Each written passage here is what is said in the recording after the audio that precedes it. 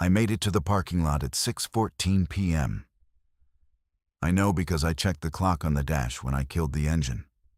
And the numbers stayed in my head the way certain numbers do when you know they're going to matter later. Ridgeview Medical Center, East Lot, third row back. Marin's Subaru was parked exactly where it always was, slightly crooked, in the spot closest to the ER staff entrance. The one with the dented bumper she'd been meaning to fix since November. Seeing it there felt like the first wrong thing, even though it was the most normal thing in the world. She was at work. Where else would it be? I'd driven 41 minutes from the distribution center with my phone propped against the steering wheel, replaying a video Carl had sent to our operations group chat. 18 seconds of dashcam footage from one of our rigs on the I-40 interchange outside Cookville. Carl hadn't typed anything except, "What am I looking at?" I knew what he was looking at. I'd spent most of the drive knowing and trying not to. The ER entrance was automatic glass. I walked through it the way I'd walked through it dozens of times over 12 years to bring Marin dinner, to pick her up after doubles, to sit in the waiting room with a split thumb I got from a busted pallet jack. But this time, I didn't stop at the desk. I went past the triage window, past the curtain bays, past the nurse's station where I had no business being. And a tech I didn't recognize said, "Sir, you can't be back here." And I said, "I'm looking for my wife," which is a sentence that works in hospitals the way almost nothing else does. I found her in Bay 7, charting on a portable screen, wearing the blue scrubs she'd ironed that morning because she was the kind of nurse who ironed scrubs. 12 years in the ER charge nurse for the last 4. The kind of person who made the room quieter just by walking into it. "Cal." She looked up, not surprised, not quite. "What are you doing here?" I held out my phone. She looked at it the way she looked at everything, with a specific, measuring patience that had made me fall in love with her, and had, on occasion, made me want to scream. She watched the 18 seconds. She watched them again. "Where's this from?" she said. "One of our trucks. Carl sent it 20 minutes ago." What did he say it was? He didn't say what it was. He asked what it was. Marin handed me my phone back. She set her stylus on the charting cart.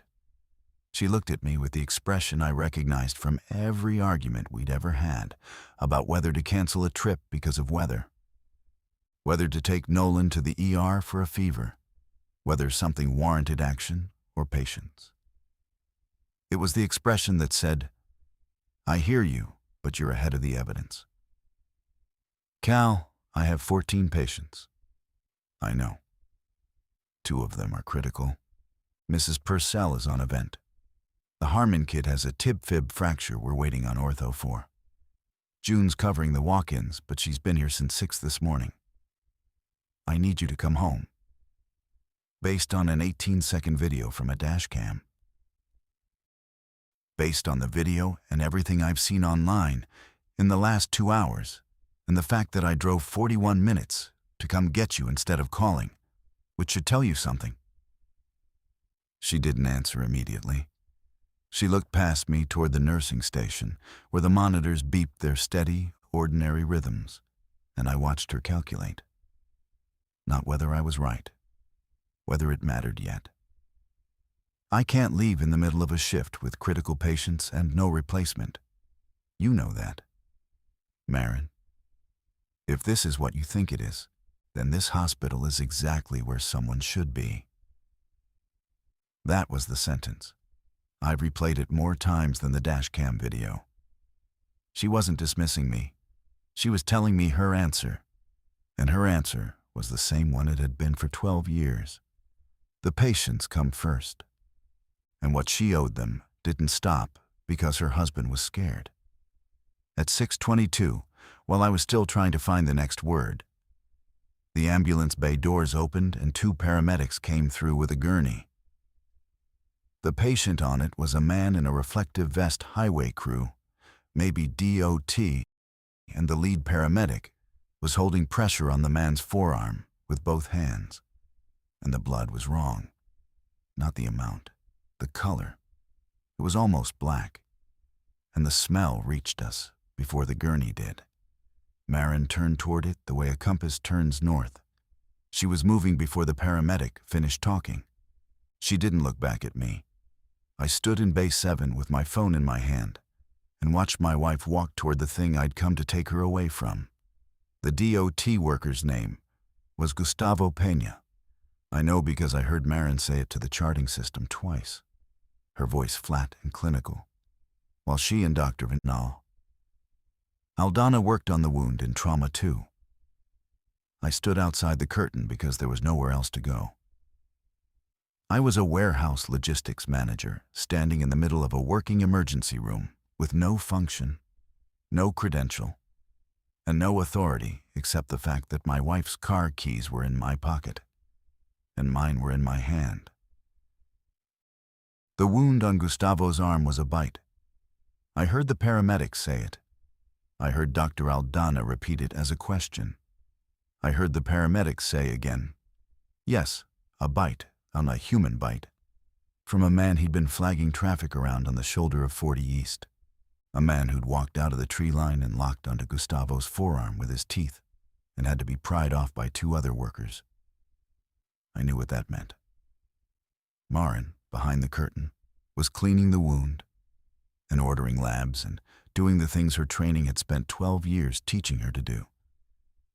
And she did not know what it meant. Not yet. Not the way I did, standing in the hallway with Carl's video still glowing on my phone screen, connecting the footage to the bite to the tree line, to the look on the paramedic's face, which was not the look of a man who'd seen an assault. It was the look of a man who'd seen something that didn't have a word yet. I didn't go back in. I didn't interrupt. I stood in the corridor and called home. Nolan picked up on the second ring.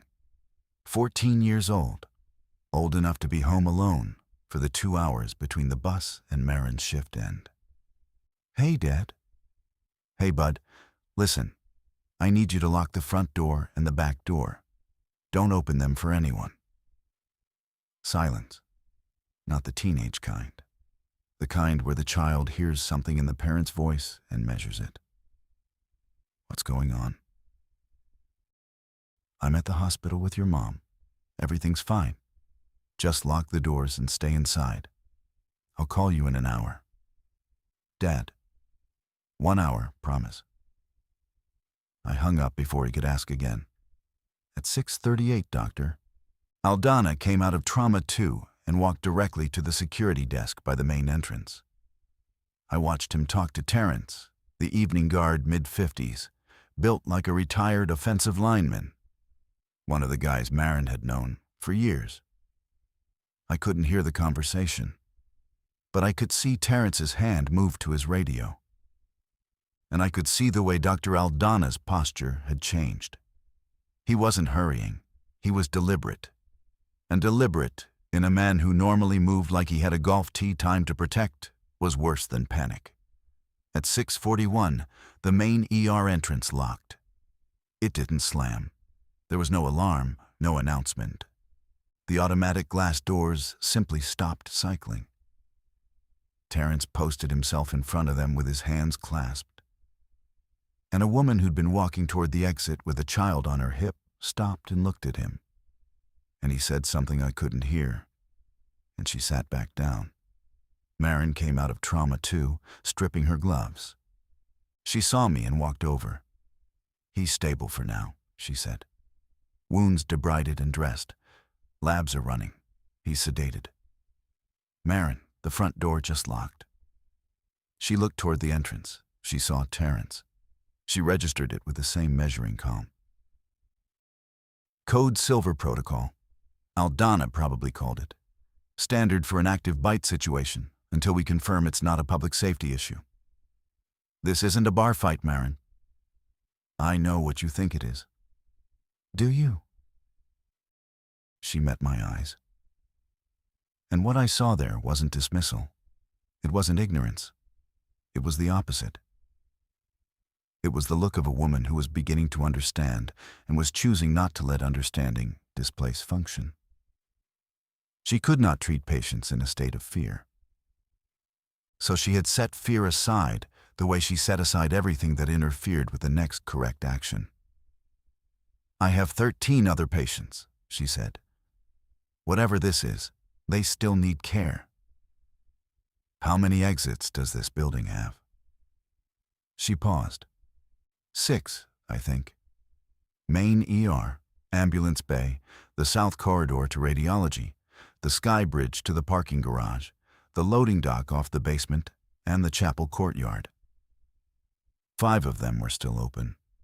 The number felt like something I could work with. Please tell me you'll leave when your shift ends. My shift ends when these patients are stable.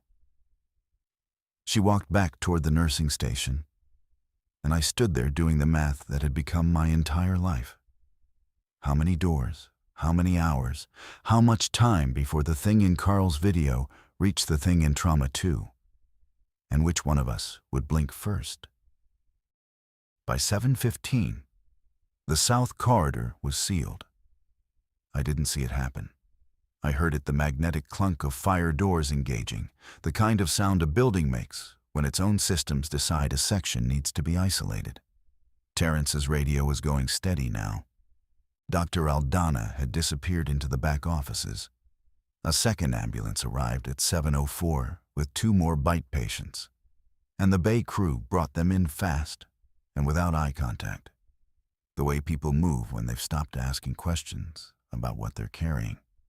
I found the chapel courtyard exit. It was a glass door at the end of a hallway past the interfaith prayer room, opening onto a small garden with a bench and a stone fountain. Unlocked. I could see the parking lot from there. I could see Marin's Subaru. I could have walked out. The thought arrived cleanly, without guilt, without complication. The door was open. My truck was a 3-minute walk. Home was 41 minutes. Nolan was alone. But Marin was in Bay 3, starting an IV on a woman named Mrs. Purcell, whose ventilator made a sound like slow mechanical breathing. And Marin's hands were steady. And leaving without her was not something my body knew how to do. I went back to the ER floor. The Harmon kid, 16, maybe 17, soccer jersey still on, was asking June when ortho was coming. June said soon. She said it the way nurses say soon when soon has lost its meaning, with practiced warmth and no information. Her eyes found mine across the room and held for a half-second too long. And I saw in them the thing Marin wouldn't show me. Fear. At 7:23, Gustavo Pena pulled out his IV. I didn't see that either. I heard the monitor alarm a single high tone, then a cascade, and then Marin's voice, sharp for the first time that night. Terrence, Trauma 2, now. I moved without thinking, not toward the sound, away from it, toward the nearest wall, the nearest corner, the nearest thing that wasn't in the path of whatever was about to happen. Warehouse logic. When something falls off a high shelf, you don't look up. You move. The sounds from Trauma 2 lasted 11 seconds. A crash. A voice, Gustavo's, but not a voice, not really. More like an exhalation that had learned to use a throat. A second crash. Terrence's voice, low, single-word commands. Then nothing. Marin came out. Her scrubs had blood on the left shoulder, not hers. He seized, she said, to no one and to everyone. Post-ictal aggression. Terrence restrained him. He's in 4-point now. She said it calmly. She said it accurately. She said it in the language her training had given her for a thing her training had never imagined. Post-ictal aggression. A seizure patient becoming combative. It happened. It was in the textbooks. It was the closest true thing to what had just occurred in that room. And she used it because it was the last medical word that still fit. But I'd heard the sound Gustavo made, and it wasn't post-ictal. It wasn't a man seizing. It was the sound from Carl's video, the sound that had no word, and I walked back to the chapel courtyard and checked the door. Still open. I stood there for a full minute, hand on the push bar, feeling the night air through the gap, smelling the parking lot, hearing, faintly, sirens in the direction of downtown. Not one, not two, but a continuous braided sound, the kind of sound a city makes when its emergency infrastructure stops handling individual events and starts responding to a condition. I called Nolan. "Dad, something's happening. Mrs. Kessler's dog won't stop barking and there's..." "Nolan, go to the basement. Take a blanket and your phone charger. Stay by the utility closet." "Why the base? Do it now. I love you. Do it now." I hung up. I let go of the push bar. I walked back inside. At 7:31, the sky bridge to the parking garage locked. I found out because a man in a visitor's badge, heavyset, mid-60s, wearing a coat too warm for the season, was standing at the sky bridge doors pressing the handicap button over and over, and the doors weren't opening. "My wife is in surgery," he said to me, as if I could help. "Knee replacement. She went in at 4. I'm supposed to be here when she wakes up." "I know," I said, which was the only true thing available. "They locked the doors." "I know." His name was Mr. Yoon. He would still be standing next to me 9 hours later, and by then, neither of us would need to explain why. By 8 o'clock, 4 exits were sealed, and I'd mapped the remaining 2 in my head the way I mapped warehouse floor plans. Loading dock, basement level, service elevator access required. Chapel courtyard, ground floor, no credential needed. The building had gone from a place with 6 ways out to a place with 2. And neither Marin nor Dr. Aldana nor Terrence had panicked because each closure was procedurally correct. Code Silver covered the main entrance. Biocontainment protocol covered the south corridor and sky bridge after the 2nd and 3rd bite patients arrived. The ambulance bay sealed itself automatically once the trauma bays reached capacity. Every decision made sense. Every door that locked had a reason. The building wasn't malfunctioning. It was functioning exactly as designed. And the design was turning it into a box. I found the loading dock by following the service corridor's basement level, past laundry, past the maintenance cage with its labeled breaker panels and rolling tool chests. The dock had a roll-up steel door, manually operable, secured with a chain and padlock. Beyond it, I could see the dumpster corral, the delivery access road, and the tree line that bordered the hospital's south property line. Freedom measured in a padlock and 200 yards of open ground. I didn't have the key. I could have broken the lock. A warehouse man knows 3 ways to open a padlock without a key, and one of them just requires a fire extinguisher and bad intentions. I stood there calculating. Break the lock. Get the dock open. Go up to the ER. Get Marin. Come back down. 4 minutes if she cooperated. 6 if she didn't. The chapel courtyard was closer and unlocked, but the loading dock was invisible. No windows facing the parking lot. No sight lines from the main floors. If things got worse, this was the exit nobody would think to block. I memorized the route back. 3 lefts, the freight elevator, the stairwell by laundry, warehouse brain. Know where the exits are, know which ones people forget. When I got back to the ER floor, the world had shifted again. A 4th ambulance had arrived, not through the sealed bay, but through the chapel courtyard, which paramedics had apparently been told was the remaining access point.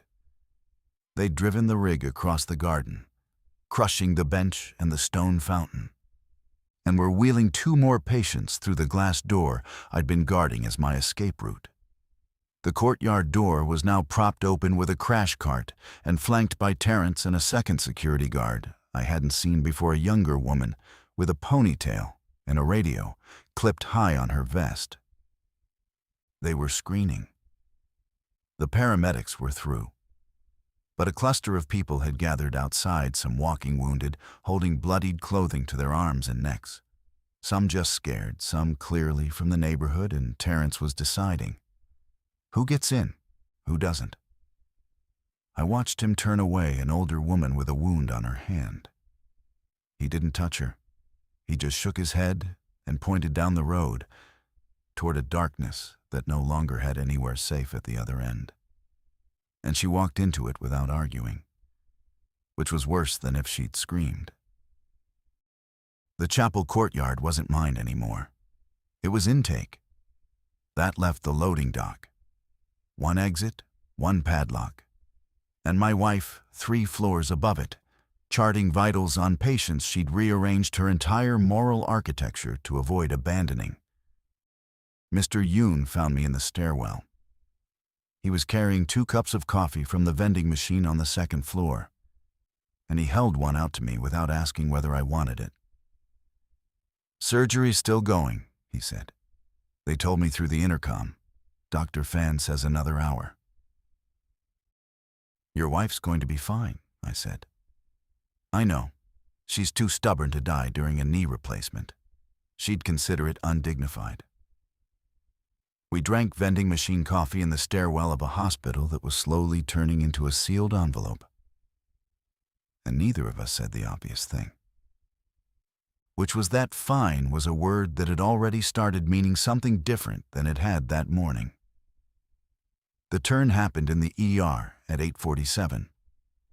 I was sitting in the family waiting area, a rectangle of chairs separated from the treatment bays by a half wall, and a curtain that was supposed to provide privacy and provided nothing when the sound came from Trauma 2 again. Not a seizure this time. Terrence had been standing guard outside the room since the first incident, and I heard him say, "Stay down," once firmly, the way a man says it when he believes voice commands still work on human beings. Then I heard the 4-point restraint snap, not unbuckle, snap, the nylon webbing breaking under force. That nylon webbing is not supposed to break under, and then a sound like furniture moving fast across linoleum. And then Terrence's voice disappeared and was replaced by a sound that I will not describe, except to say it was wet and brief and final. June screamed. 1 short note, cut off by her own hand. Marin did not scream. Marin pulled the curtain on Bay 3, isolating Mrs. Purcell and her ventilator. And then she walked, did not run to the nursing station, and pressed the overhead PA button. "This is Charge Nurse Marin Aldis. All mobile patients and visitors move to the 2nd floor via the east stairwell immediately. Staff initiate full unit lockdown. Seal the ER from the main corridor. Do not enter Trauma 2. Her voice through the ceiling speakers was the voice I heard every morning asking me whether I'd remembered to set the coffee timer. Flat, clear, domestic in its certainty. I grabbed Mr. Yoon's arm. He didn't resist. We moved to the east stairwell with a group of 11 walking patients, 2 visitors, the Harmon kid on crutches with June under his arm, and 4 people I didn't know who'd come in through the courtyard and hadn't been assigned anywhere. The stairwell smelled like floor wax and recycled air. And the door at the bottom, the one that opened to the ground floor corridor toward the loading dock, was still unlocked. I checked. I held the handle for 3 full seconds, feeling the latch, confirming. Marin didn't come upstairs. I left Mr. Yoon with the group on the 2nd floor landing and went back down. The ER was different now. Lights were the same, monitors were the same. But the geometry had changed the way a room changes. When something has died in it, the air held a charge, and the silence had texture. And the curtain around Trauma 2 was drawn, and still and dark at the bottom edge, in a way that meant the floor behind it was not clean. Marin was at the station with Dr. Aldana and the second security guard. They were talking in low voices. Dr. Aldana was holding a ring of keys, and Marin was pointing at a laminated floor plan mounted on the wall behind the desk. The kind of thing I'd walked past 100 times without seeing. The same kind of thing that hung in every warehouse I'd ever managed. Evacuation routes, fire exits, utility shutoffs, color-coded zones. The second floor has its own lockdown capability, Marin was saying. We can isolate it at the corridor junctions here and here. Radiology and the lab wing can be sealed from the third-floor fire panel. What about the patients who can't be moved? Aldana said. Mrs. Purcell stays. She's vented. I'm not disconnecting her.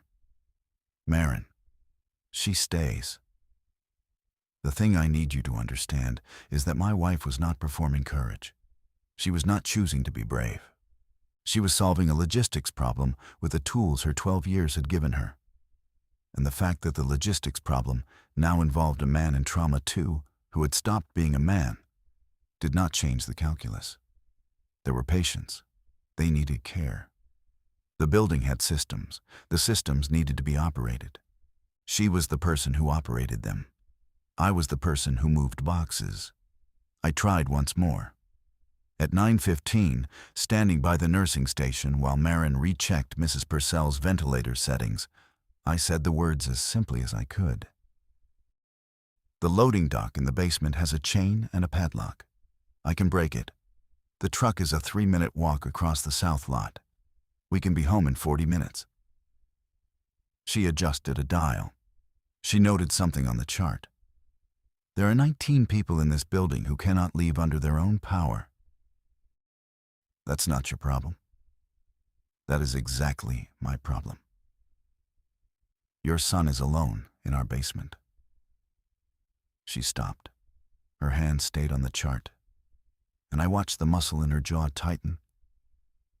And for 1 second, when I saw the thing underneath. The mother, the terror, the part of her that wanted to drop everything and run to Nolan so badly it was physically distorting her face. Then she put it away. She filed it in whatever locked room.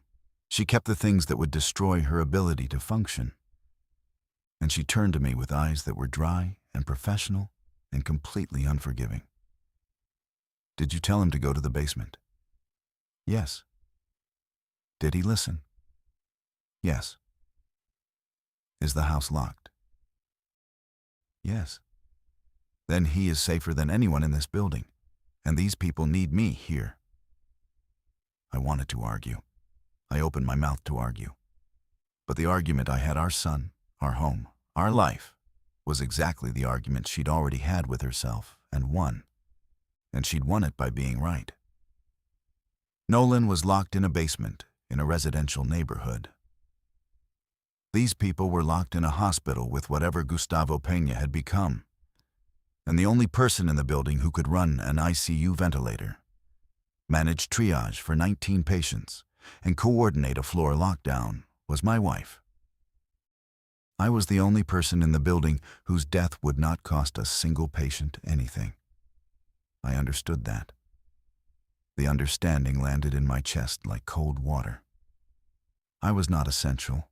I was not even useful. I was a body that loved a body that was essential. And the only thing I could do was stand near her or leave. I watched her work for the next 20 minutes. I watched her check the Harmon kid's splint and tell him exactly how brave he was without sounding patronizing. I watched her recalibrate Mrs. Purcell's oxygen and explain the numbers to June, in a voice so calm that June's hands stopped shaking. I watched her talk to Aldana about medication inventory, about generator capacity, about how many hours the backup power would sustain the elevators. And I realized I was watching something I'd never fully seen in 12 years of marriage. My wife at the exact center of her competence, performing the work she was made for, in the conditions that demanded every particle of it. I was not going to take her away from that. The decision didn't feel noble. It felt like gravity. She was where she was supposed to be, and I was going to be wherever she was.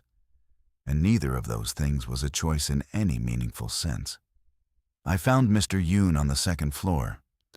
He was sitting in a plastic chair outside the surgical suite, listening to the intercom for updates on his wife's knee replacement, which was apparently still in progress because surgery, once started, does not stop for the end of the world.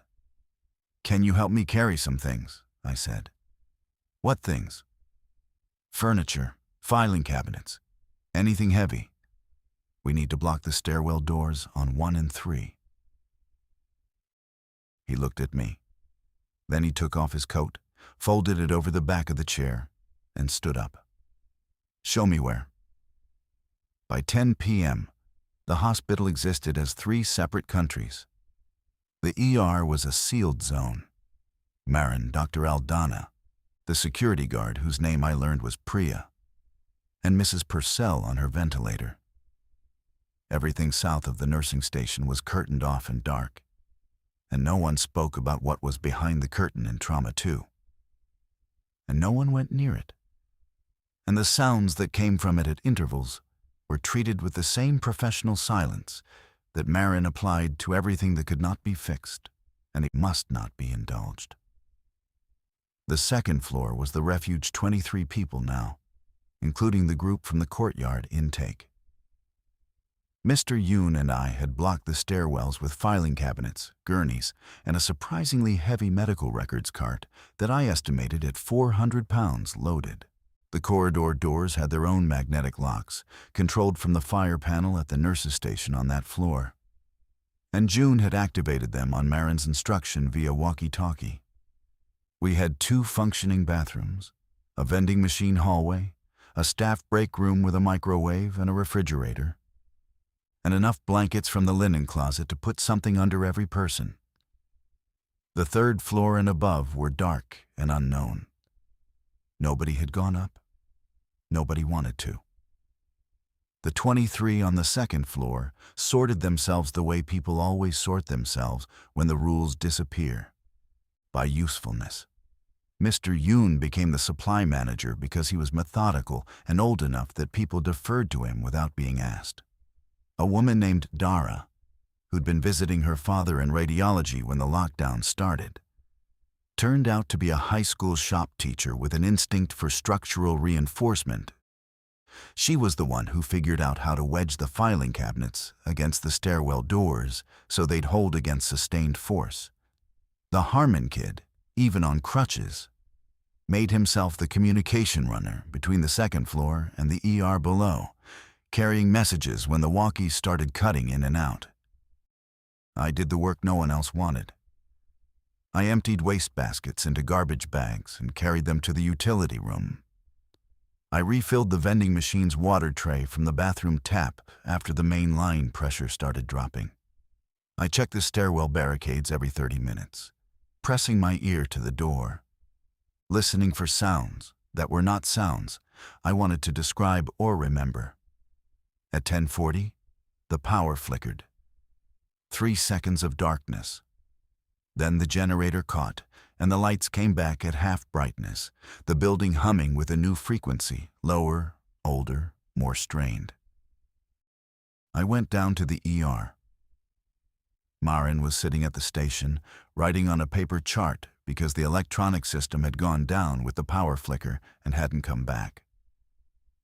She was writing with a pen, on paper, the way nurses used to do before she was born, and her handwriting was perfect. "Generators holding," she said without looking up.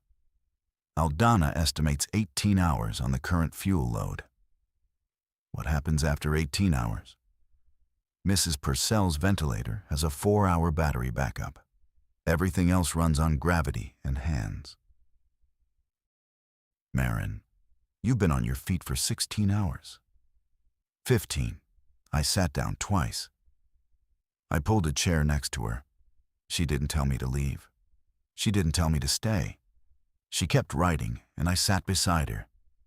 And for 5 minutes, the only sound was her pen and the ventilator, and the thing behind the curtain in Trauma 2, doing whatever it was, doing in the dark. I called Nolan again, I said. He's okay. He moved the shelf unit in front of the basement door. He has water and the camping lantern. Her pen stopped. He's smart, she said. He's your kid. She put the pen down. She put her hand on mine. She held it for exactly 4 seconds, I counted, and then she picked the pen back up and kept writing. And those 4 seconds were worth more than anything else that happened that night. The last open door was the loading dock. I'd checked it 3 times since 7 p.m., taking the freight elevator down to the basement, walking the laundry corridor, confirming the chain and the padlock were still there, still breakable, still the final seam in the building's skin. Each time I went, I stood at the steel roll-up door and listened to the outside. Each time, the outside was different. At 7:30, I'd heard traffic, distant but real.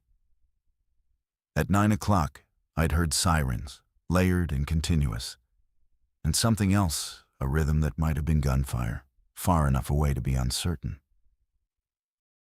At 11:15, I heard nothing. Not silence, nothing.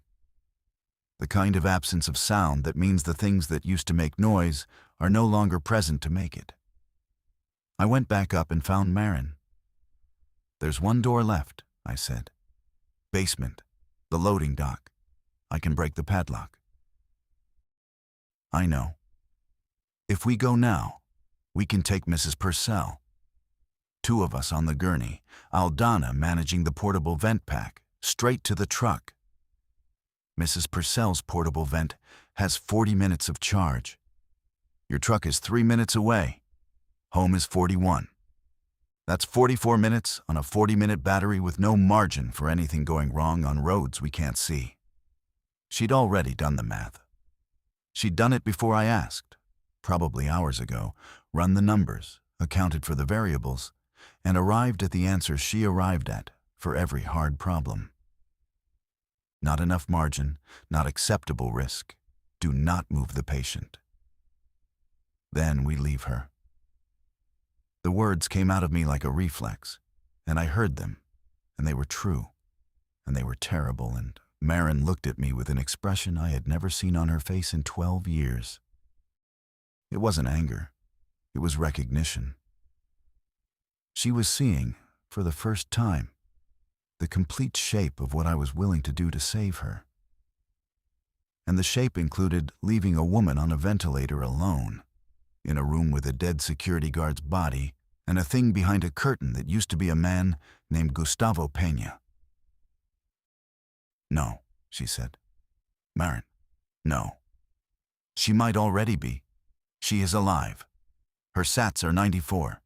Her pressures are stable. She is my patient. And you're my wife. Those aren't competing facts, Cal. They're the same fact. I am your wife because I'm the person who doesn't leave. She held my gaze. She did not blink. And I understood that this was not an argument I could win, because it was not an argument. It was a statement of identity. She was telling me who she was, and who she was included Mrs. Purcell. And if I wanted a wife who would abandon a ventilated patient to save herself, I would have had to have married a different woman. And that different woman would not have been worth marrying. Then I'm staying, I said. I know, she said. And that was how the last argument ended. Not with resolution, not with agreement, with 2 people standing on opposite sides of the same love and recognizing that neither of them was going to move. At 11:52, Priya's radio picked up a county-wide emergency broadcast. Automated. Looped. 3 sentences. Shelter in place. Do not approach individuals exhibiting aggressive or disoriented behavior. Emergency services are not available. That last sentence did something to the room.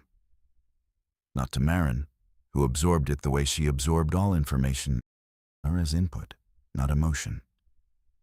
But Dr. Aldana, who'd been steady all night, sat down in the desk chair and put his head in his hands for 10 seconds. And Priya, who'd been patrolling the ER perimeter since Terrence died, leaned against the wall and closed her eyes. Emergency services are not available. The building was now everything. Whatever was outside was not coming to help. And whatever was inside was what they had. And the boundary between those two categories was the skin of the hospital itself, its locks, its walls, its sealed corridors, its fire doors designed to contain smoke and now containing something that did not burn, but also did not stop. At 12:04, the courtyard door failed. I don't know if it was force from outside or if the magnetic lock lost power in the generator fluctuation.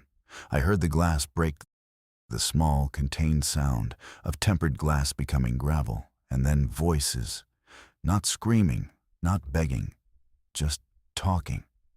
The way people talk when they've found a door and they're going through it because there is nothing else left to try. 7 people came through the courtyard in 90 seconds. Some wounded, some not. Priya triaged them at the corridor junction. Anyone with a bite went left, into the sealed radiology suite. Everyone else went right, toward the east stairwell and the second floor. 3 went left, 4 went right.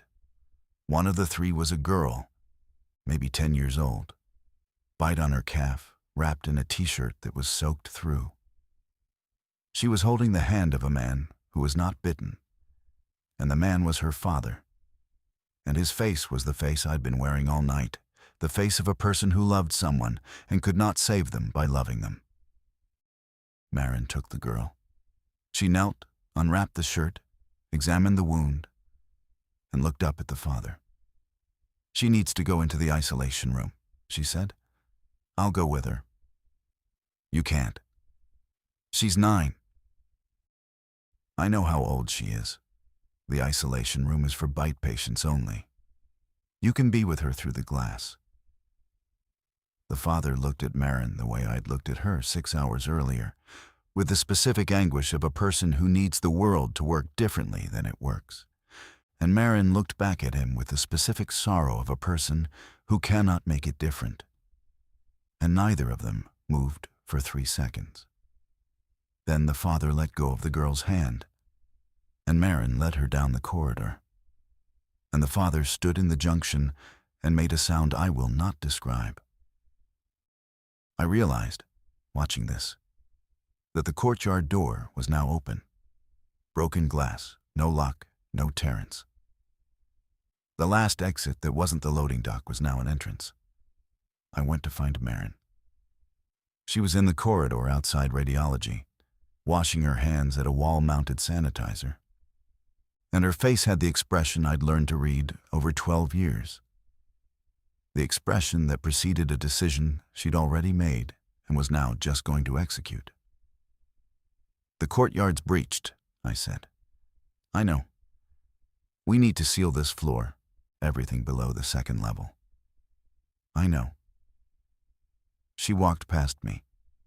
She walked to the fire panel at the ER nursing station, a red metal box on the wall with a key-protected cover and a row of labeled switches inside.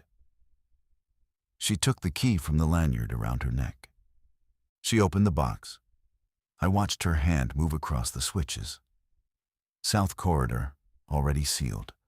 Sky bridge, already sealed. Main entrance, already sealed. East stairwell. She flipped it, and somewhere above us a magnetic lock engaged. And the route between the ER and the 2nd floor became one way. Then she reached the last switch. Loading dock. She looked at me. I looked at the switch. That switch was 41 minutes of highway. It was Nolan in the basement. It was the house, the street, the neighborhood. Everything we had built in 14 years of marriage and parenthood. It was the only remaining seam in the building's skin. And it was the only thing between me and my son. Maren flipped it. The sound was small. A click, then a hum, then nothing. Somewhere in the basement, the magnetic lock on the loading dock's interior door engaged, and the building sealed. And my wife looked at me with eyes that held everything: sorrow, certainty, love, and the absolute refusal to apologize for what she'd just done. "They're coming in through the courtyard," she said. "If they reach the basement, they reach the dock. If the dock is open, the second floor is indefensible." She was right. She was right the way she was right about everything. Clinically, logistically, arithmetically. The loading dock couldn't be the exit anymore because the building below it was compromised. And leaving it unsealed meant leaving a path that led from the broken courtyard glass through the basement corridor straight to the only door that still opened outward. She sealed us in to save the people above us. I watched her close the panel. I watched her put the key back on her lanyard. I watched her walk away toward the radiology suite where a 9-year-old girl with a bite on her calf was alone behind glass. I stood at the panel, and I did not touch it. There's a kind of fury that has no target. It isn't anger at a person. It isn't frustration at a circumstance. It's the rage of watching the last possible version of the future close like a door, and knowing the hand that closed it belongs to someone you love, and knowing the hand was right to close it. I went to the stairwell, the one that still connected the ER to the second floor, the one Maren had just locked from below. I sat on the bottom step, and I put my fists against my temples, and I breathed. Nolan was 41 minutes away and unreachable. The loading dock was sealed. The courtyard was breached. Every window in the building was the kind of institutional glass that doesn't open because hospitals are designed to keep people from jumping. Which is an irony I was not in the mood to appreciate. My phone had 22% battery. No signal. The cell network had been degrading for hours and was now simply gone. The last text I'd sent Nolan at 10:50 had shown a single gray check mark. Not delivered. I sat on the step and I hated my wife. Not for long. Maybe 4 minutes. Maybe 5. Long enough to feel it completely, the white, clean fury of a man whose partner has just chosen strangers over their child, and then long enough to feel it curdle into something else. Something worse, which was the understanding that she hadn't chosen strangers over Nolan. She'd chosen the only action that kept 23 people on the second floor alive. And Nolan was one of the reasons those 23 people mattered. Because if we survived this, if we walked out of this building tomorrow, or next week, or next month, we needed to be people our son could look at without flinching. She sealed the dock because the dock was a vulnerability. She sealed it because the math required it. She sealed it because she was who she was. And I stayed because I was who I was, the man who followed her into buildings and carried what she told him to carry, and stood where she told him to stand. Not because I was obedient, but because every place she was had always been the only place I wanted to be. I went back to the ER floor. Maren was with the girl, Lily. Her name was Lily, talking to her through the radiology glass, explaining what a pulse oximeter was, making it sound like a game. The father was sitting on the floor across from the glass. He hadn't spoken since Maren took Lily inside. He was watching his daughter through the window, with an expression I recognized from the inside, because it was my expression, because every father in the history of glass has worn it. The expression of a man watching someone he made exist through a barrier he cannot break. I sat down next to him. "I'm Cal," I said. "Nathan." He didn't look at me. She was at her mother's, ex-wife, East Side. I drove across the whole city to get her. I know. I broke through 2 roadblocks. I believe you. And now she's in there and I'm out here, and the nurse said, "The nurse is my wife." He looked at me then. And whatever he saw, the same helplessness, the same fury filed down to its nub, the same man watching glass was enough. He didn't ask anything else. We sat on the floor outside the radiology suite, and we watched our people through barriers we could not break. And the fact that his barrier was glass and mine was marriage did not make them different. At 2 a.m., Marin gave me a job. She came out of radiology, stripped her gloves, washed her hands, and stood in front of me with her arms crossed. She was exhausted. I could see it in the muscles around her eyes, in the way she was standing with her weight shifted to her left foot, the way she did at home after a 16-hour shift when she didn't want to sit down because she knew she wouldn't get back up. "I need you on the 2nd floor," she said. "Doing what?" "Whatever Mr. Yoon tells you. Supply inventory, water rationing, barricade checks. There are 27 people up there now, and nobody's eaten since before the lockdown." "You want me to leave you down here?" "I want you to be useful somewhere. You've been sitting in this hallway for 2 hours doing nothing. And you're too big to be nothing. You're taking up space and oxygen, and you're making Nathan nervous." It was the most honest thing she'd said to me all night. And it landed exactly where she intended it. In the part of me that needed a task. Not a purpose, not a mission, not a heroic role. A task. Something to do with my hands that wasn't wringing them. I went upstairs.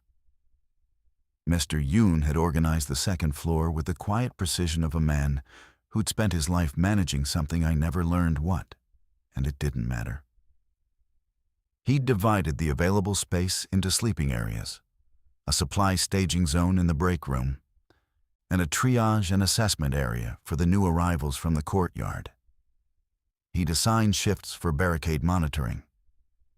He'd rationed the vending machine contents. 2 items per person per 8-hour block, with water prioritized for children and the elderly. He handed me a clipboard. "I need someone to walk the perimeter," he said. "Every room on this floor, every window, every door. Check the locks, check the glass. If anything's different, tell me." I took the clipboard. I walked the floor. 27 people. I counted them while I checked windows. A retired couple who'd been in the ER for the husband's chest pain when the lockdown started. 2 EMTs who'd come in with the courtyard group and immediately started helping June with the Harmon kids' pain management. Dara, the shop teacher, who'd reinforced the stairwell barricades with IV poles wedged crosswise. A woman holding a baby who hadn't cried once in 3 hours, which was either a miracle or a problem. Nathan's ex-wife's neighbor, who'd driven Lily to the hospital and stayed because leaving felt wrong. I checked 46 windows, all sealed, all intact, all looking out on a parking lot that was empty of people and full of abandoned cars, and a darkness that moved in ways darkness should not move. I checked 9 doors, 8 locked. One, a supply closet at the end of the east corridor, had a broken latch. I moved a file cabinet in front of it, then moved a second one behind the first. Warehouse logic, belt and suspenders. Redundancy is not paranoia when the thing you're guarding against is real. I reported to Mr. Yoon. He wrote it down on his own clipboard. "Your wife," he said. "Still downstairs. She's very good at this." "I know. My wife would be the same. She was a public health nurse in Busan before we came here. She used to say the patients are the only excuse a nurse needs." I thought about that. The patients are the only excuse a nurse needs. It was the same thing Marin had been telling me all night, just in different words, from a different marriage, on a different continent. The specifics changed. The architecture didn't. "I'm going to check the barricades again," I said. "You checked them 20 minutes ago." "I know." He nodded. He understood. Some of us check barricades. Some of us manage clipboards. Some of us sit outside radiology glass and watch. Whatever form the vigil takes, it's the same vigil. The breach came at 3:20 a.m., and it came from inside. One of the 3 bite patients Priya had sent to the radiology isolation suite. A man in his 40s whose name I never learned turned. The sound was different from Gustavo. Quieter, more deliberate. A single impact against the radiology glass, then another, then a sustained pressure that made the window bow inward, with a sound like ice settling on a lake. Marin's voice came over the walkie. Calm, precise. 1 sentence. "Second floor, seal the east stairwell. Now." I was already moving. Mr. Yoon was already moving. We hit the stairwell door together, and the barricade was intact, the filing cabinets, the records cart, the IV poles Dara had wedged in, but through the door I could hear footsteps below. And they were not footsteps. They were something wearing shoes and remembering the shape of walking without remembering why.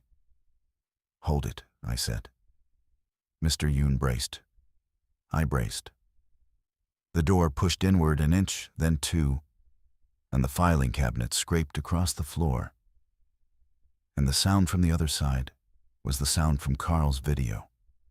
The sound from Trauma 2. The sound that had no word.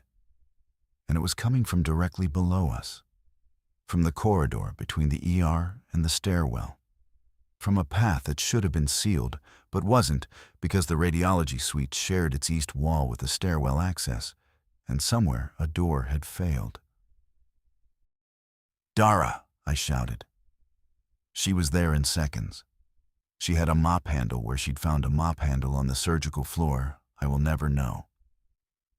And she jammed it through the door handles, crosswise, the way you see in movies, except it actually works when the handles are industrial lever style and the mop handle is solid hardwood. The door held. The thing on the other side pushed twice more, then stopped. And the silence that followed was not relief, but intermission. I looked at Mr. Yoon. He looked at me. "The other stairwell," he said.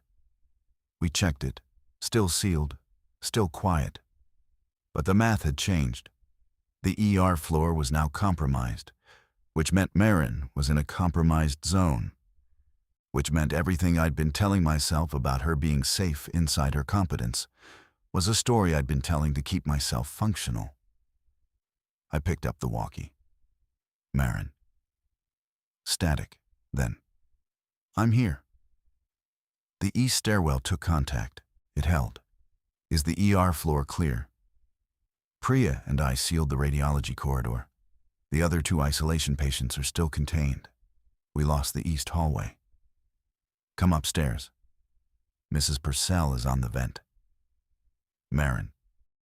I am not having this conversation again. The vent has 3 hours of battery if the generator fails. I'm not leaving her. "Then I'm coming down." "No, you are not." "I'm coming down, and I'm helping you move her." The portable vent won't sustain her for a move through a compromised corridor. And you are not medically trained to assist with a ventilator transfer. And if you come down here, you become one more person I have to think about instead of one less. That was the sentence. Not the cruelest thing she'd ever said to me. The most honest. I was not an asset. I was a variable. Every minute she spent worrying about whether I was safe was a minute she wasn't spending on the patient. And the most loving thing I could do for my wife was stay away from her and let her work. "Okay," I said. "Okay. I love you." I know. Check the west barricade. The latch on that supply closet won't hold if there's sustained pressure. She signed off. I checked the west barricade. I added a third filing cabinet. I stood there with my hand on cold metal and listened to the building breathe its mechanical breath and waited for the next thing to go wrong, because the next thing was always coming. And the only question was which door it came through. Dawn didn't arrive the way dawn is supposed to arrive. It didn't come through the windows as light. It came through them as visibility, a slow, gray clarification that revealed the parking lot in stages, the way a developing photograph resolves. And what it revealed was a world that looked almost normal from 3 stories up.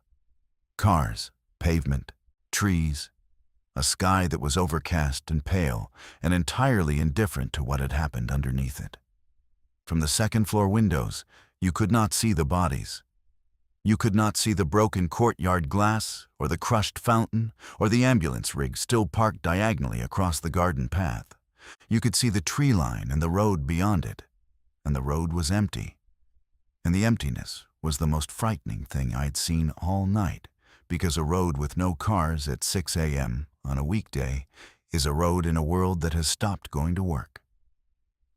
27 people woke up in stages. Some had slept, most hadn't. Mr. Yoon had slept sitting upright in his chair outside the surgical suite. And when he opened his eyes, the first thing he did was press the intercom button and ask about his wife. She was alive. Dr. Fan's voice, tinny and exhausted, came through the speaker. The surgery had been completed at 11:30 p.m. The patient was stable, the surgical suite was sealed and self-contained with its own generator circuit. Mr. Yoon listened. He nodded. He went to the break room and made a fresh inventory of the remaining vending machine supplies. I called Nolan on the walkie. Marin had found a second unit in the ER supply room, and I'd configured it to the same channel. No signal. Dead air. But my phone, plugged into a wall outlet that still had power, showed 61% battery. And when I turned it on, there was a text. Gray checkmark. Timestamp 4:17 a.m. from Nolan. I am okay. Door is holding. Mrs. Kessler came over. She's in the living room. We have water. Love you, Dad. I read it 4 times. I memorized it. I turned the phone off to save battery. Marin came up the east stairwell at 6:40. She'd cleared the corridor below. How? She didn't say, and I didn't ask. And she walked through the barricade we opened for her with the posture of a woman who had been on her feet for 22 hours and was not going to acknowledge it. Mrs. Purcell is stable, she said. Generator still holding, Priya's monitoring. Did you sleep? I sat down. Marin. I sat down and I closed my eyes and I listened to the ventilator. And that's as close to sleep as I was going to get. She looked around the second floor. She counted heads. She checked the Harmon kid's splint and told June to elevate it another 5 degrees. She found the woman with the baby and determined that the baby's silence was temperament, not pathology. She reviewed Mr. Yoon's supply inventory and made 2 adjustments. Then she sat down next to me on the floor by the window, and the gray light came through the glass and found her face. And she looked like every morning she'd ever come home from a night shift. Emptied, precise, and beautiful in the way that only exhaustion can make a person beautiful. Because everything unnecessary has been burned away, and what's left is the structure. Nathan's daughter, I said. Marin was quiet for a moment. She turned at 4 a.m., she said. I was with her. It was fast. And Nathan? He was at the glass. She didn't say anything else. She didn't need to. I'd seen Nathan's face when Lily went into isolation. And I knew what his face looked like when she came out the other side, because the glass that separated them was the same glass that separated every person in this building from the person they loved most. Transparent, impenetrable, and exactly the width of an oath. "I understand why you sealed the dock," I said. "I know. I don't forgive you for it. I know. And I would do the same thing."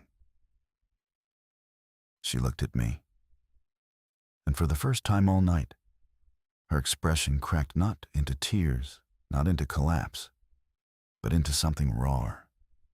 The look of a person who has been alone inside a decision for hours and has just heard someone else claim it.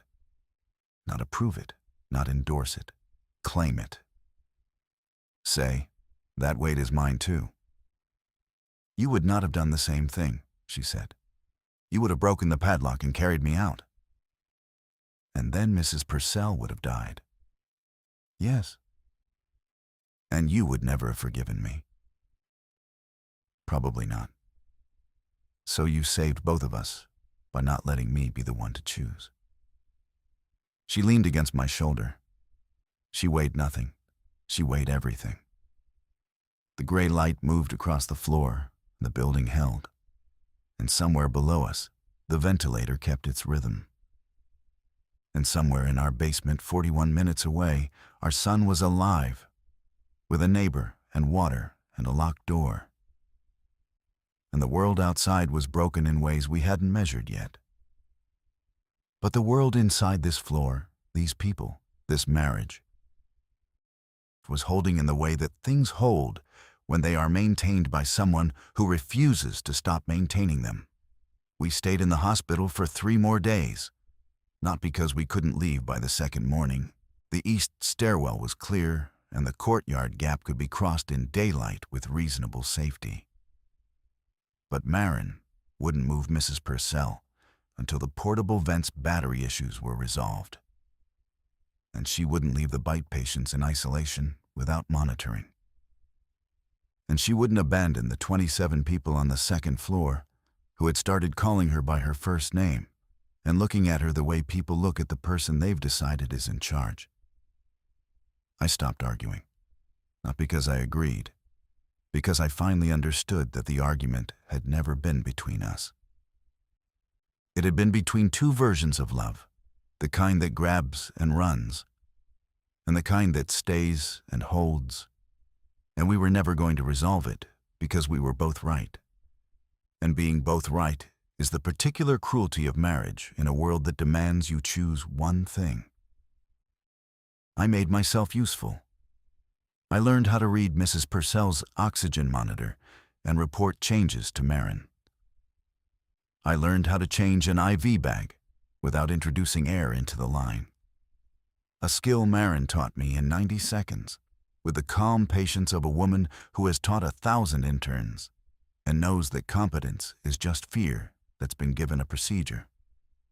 I carried water from the basement utility room, where the main line still had pressure, up 3 flights of stairs in 5-gallon buckets twice a day, which is the kind of work that requires no skill and all strength and is therefore exactly the work I was made for. Mr. Yoon's wife woke up on the second day.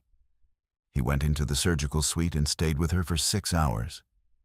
And when he came out, his face was the face of a man who has received something he was not sure he would receive. And the gratitude was so large, it had made him quiet. Nathan left on the second morning. He walked out through the courtyard gap without telling anyone, and I watched him from the window, crossing the parking lot in the gray light, heading east toward whatever was left of the city. He didn't look back. I didn't judge him. His daughter was gone, and the glass he'd been watching through had nothing on the other side anymore.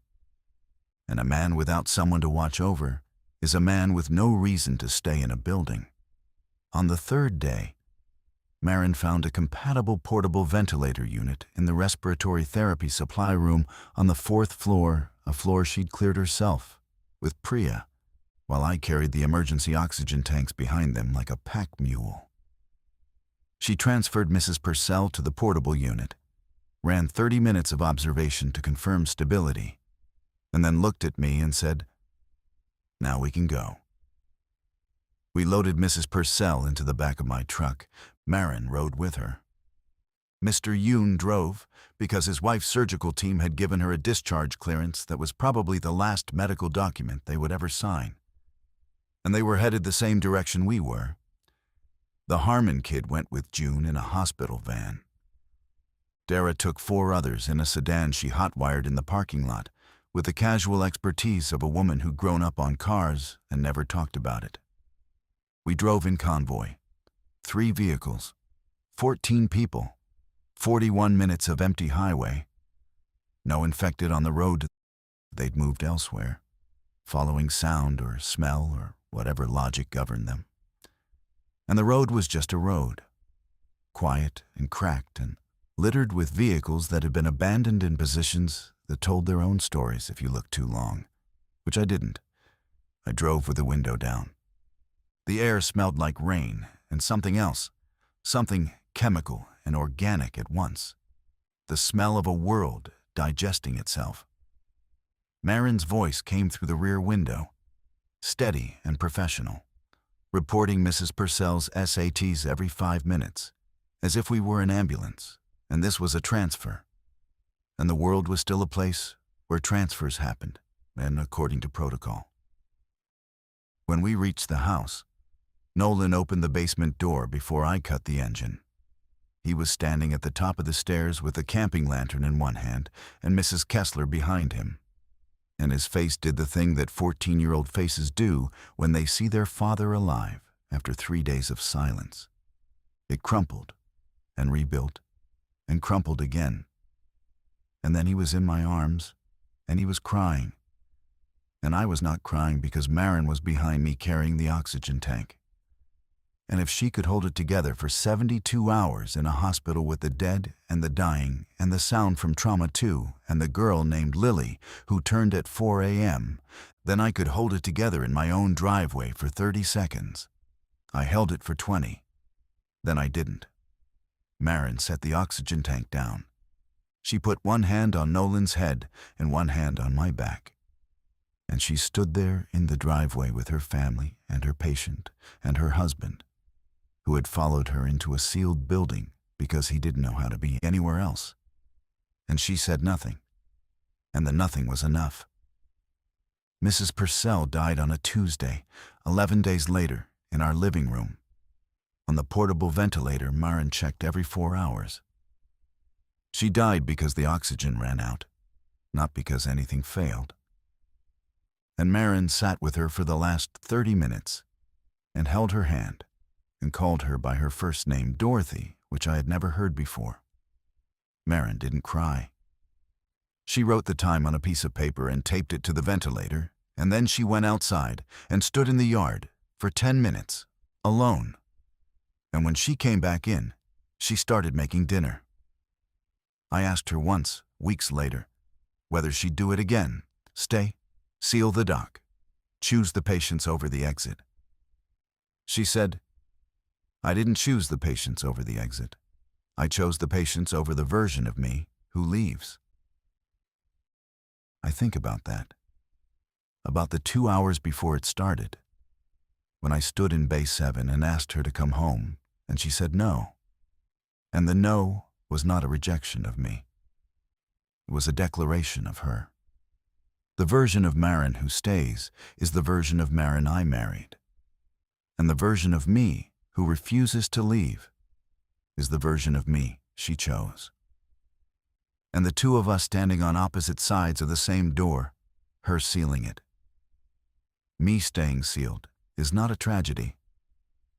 It is the shape our love takes when the world asks it a question it was never supposed to be asked. She stayed because they needed her. I stayed because she was there. It's the same word. It just faces different directions.